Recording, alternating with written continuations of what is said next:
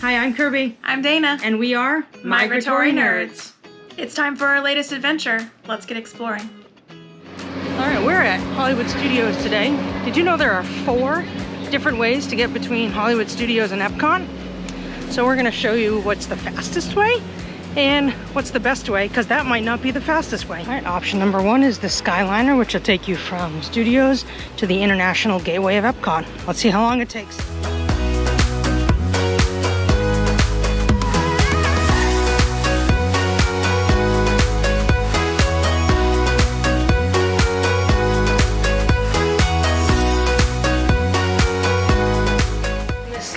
Does not go direct from Studios to Epcot International Gateway. We will stop at the main hub at Caribbean Beach Resort and we will change lines. So we're going to time how long it takes to be on both lines, and then we'll show you some other ways.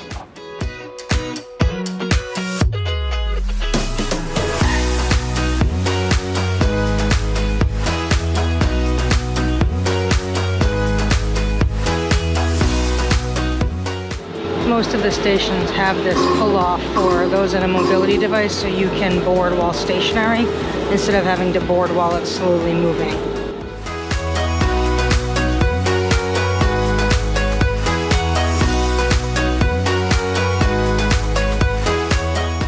Alright, took it just under 17 minutes of just travel time to get from Hollywood Studios to Caribbean Beach to change lines, and then you get on the Epcot line. That first stop's at Riviera, but you don't have to get off.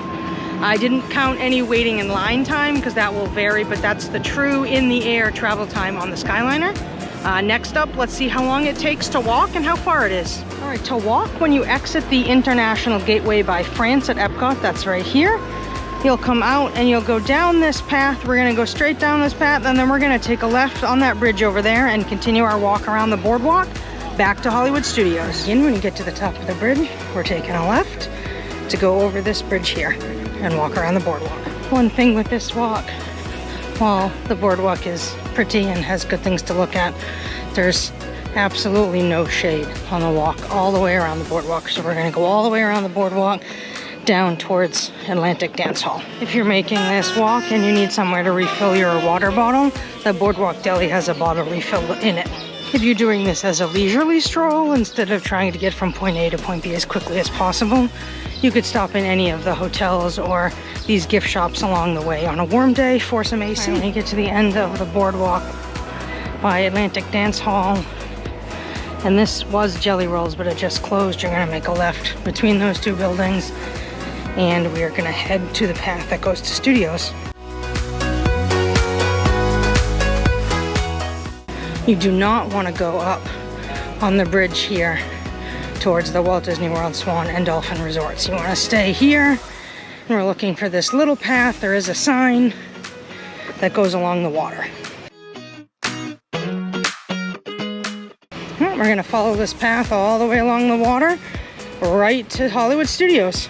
Again, just like Boardwalk, there's really not a ton of shade on this walk, so it might not be fun in the heat of summer, but there are also no steps or anything, so this would be completely accessible. You could take a mobility aid along this because the whole thing is either ramps or no steps. You'll come up along the back of the Hollywood Studios bus area, and then we'll be at Studios. Again, the views on this walk can't be beat. Shade, non-existent. Again, you'll come up along the back side of the buses, and then we're heading towards the entrance. So if you were trying to leave Hollywood Studios to walk to Epcot, you would come around the Skyliner towards the buses, and this path leads right behind the bus gates 5, 6, 7. There are restrooms, vending machines, and a water bottle refill right by the bus station at Studios. So the walk is just a little over a mile and took me 22 minutes end to end. All right, so the boat dock for the boat from Studios to Epcot, which is the 3rd way between Studios and International Gateway, is out the main entrance to your left, down this little path to the boat dock. Let's see how long that takes.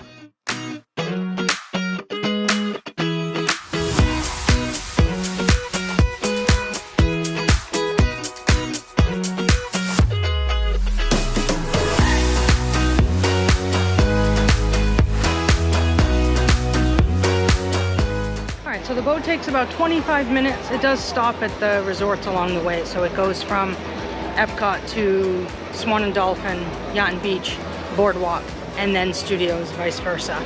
So it's not a direct route. All right, so the 3 transportation options we've showed so far are to get you between Studios and Epcot's International Gateway. If you're trying to get to Epcot's main entrance, the only option is a bus. So let's see how long that takes. All right, nerdy fact of the video. The earliest bus was invented in 1662 in Paris and was horse-drawn. It was basically an extra large carriage that followed a specific route around town, and passengers could pay a fare to hop on and off.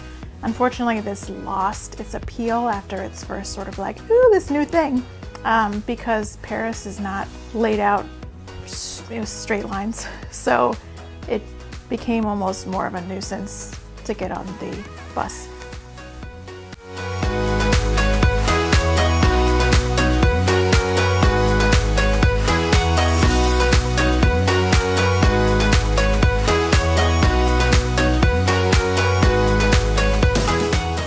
Took just about 10 minutes on the bus from Studios to Epcot. Now that wasn't waiting for the bus to get there, or if there was a line to wait for buses. The actual travel time was 10 minutes.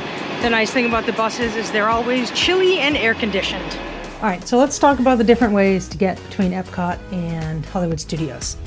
We have 3 factors: time, comfort, and peopling. So first step was the Skyliner. That was the first option that we took. Yep. That took about, if you include any sort of transition between the stations at Caribbean Beach, it was about 20 minutes. If there's no line to get on the Skyliner, it's about 20 minutes. So time-wise, we're saying from the moment you get on to the moment you get off. correct. There could be lines at all of these places. So, and then comfort, they're not air conditioned. No, but as long as they're moving, there's a breeze. Yes. So it was like 80, 85 when I was there, and the breeze in it was nice, actually. Like, it was comfortable. So it you only kind of have to worry if it stops, but when it's moving, there's a nice breeze. But, I think the benches are comfortable. yeah. If you are in a mobility device, like a scooter, you can drive it right on, and so you can just sit in your scooter. Strollers also, they'll let you take the stroller right on without folding it up. If you have any difficulty getting on it when it's moving, almost all the stations have a separate pull-off for you to get on, or there's one station that doesn't, but they will stop the Skyliner. Yeah. That's one of the reasons you might stop along the route, is that they're loading someone in the one station that doesn't have the pull-off. So, I mean, overall, that I think it's, yeah. I think that's probably, I think is the most comfortable out of the options. Yes, comfort-wise, I think it's probably the most comfortable, yeah. Peopling.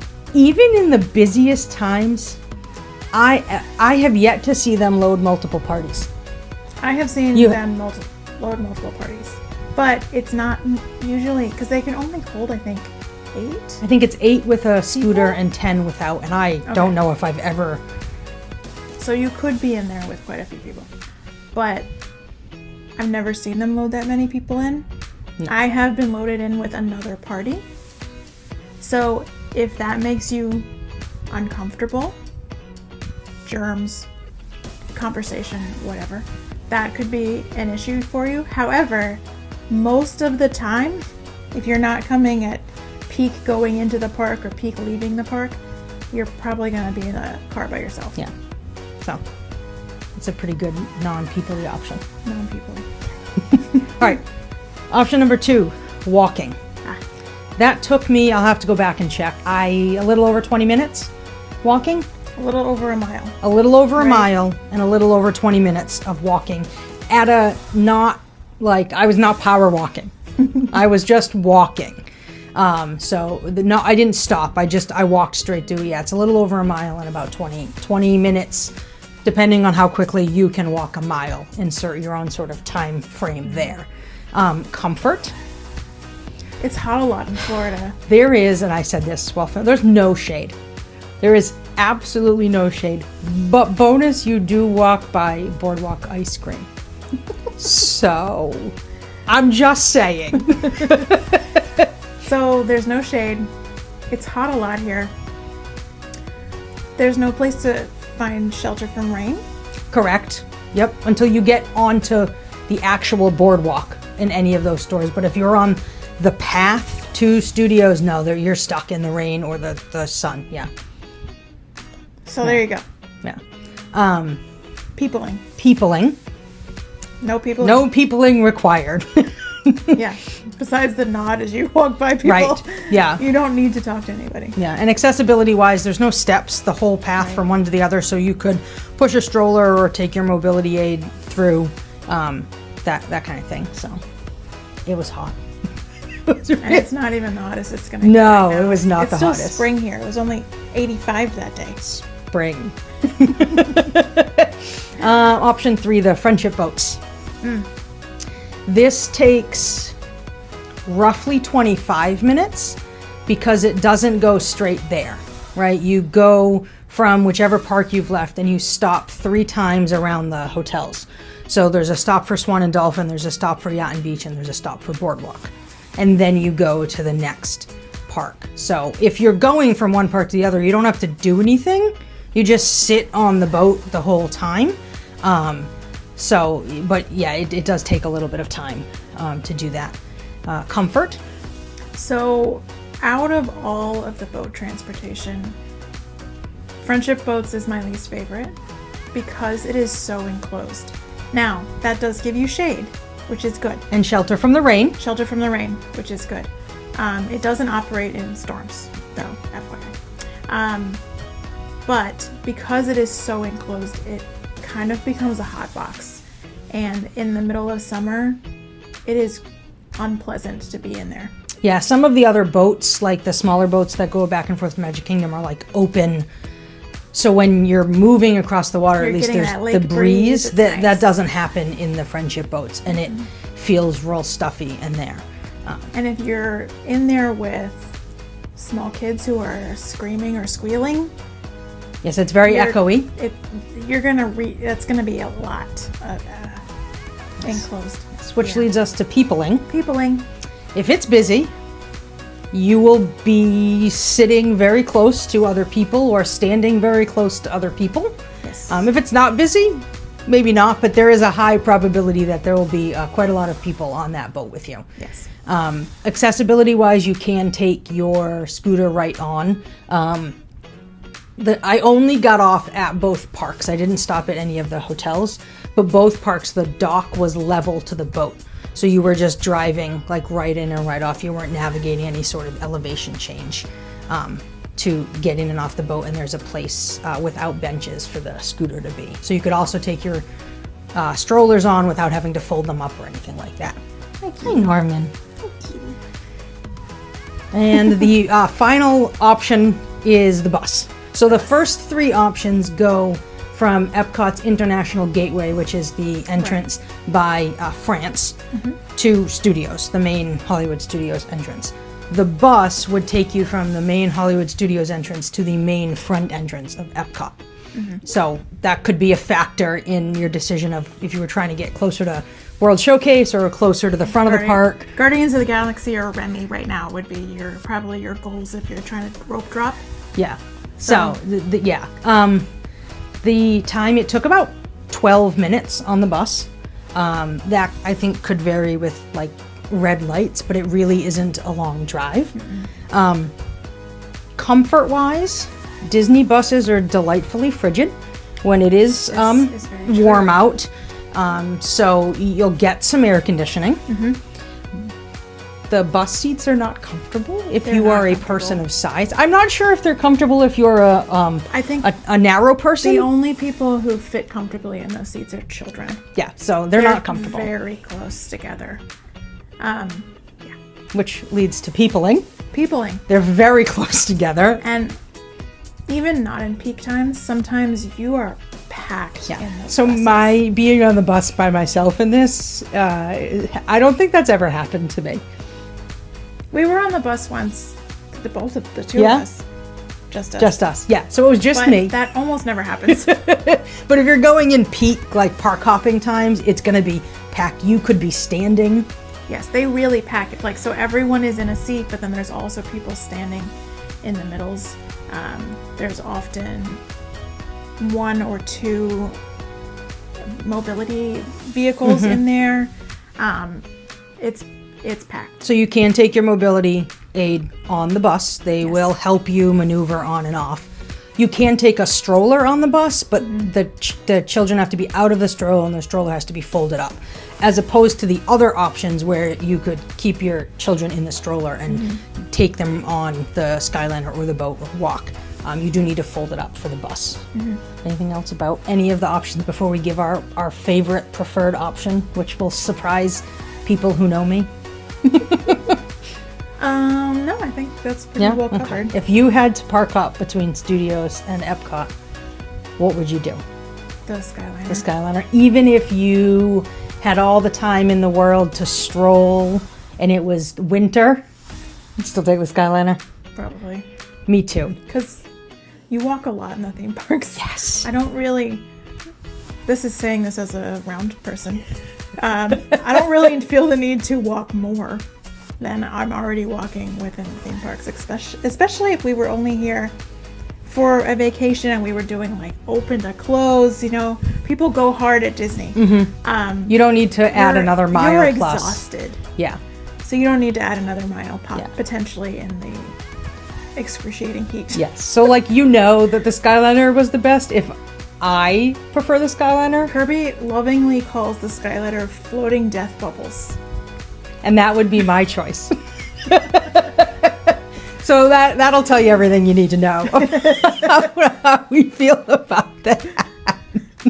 Anything else? All right, I'm Kirby. I'm Dana. And we are Migratory Migratory Nerds. Nerds. Make sure you subscribe to the channel so you get notified when all of our new videos drop. Bye. Bye.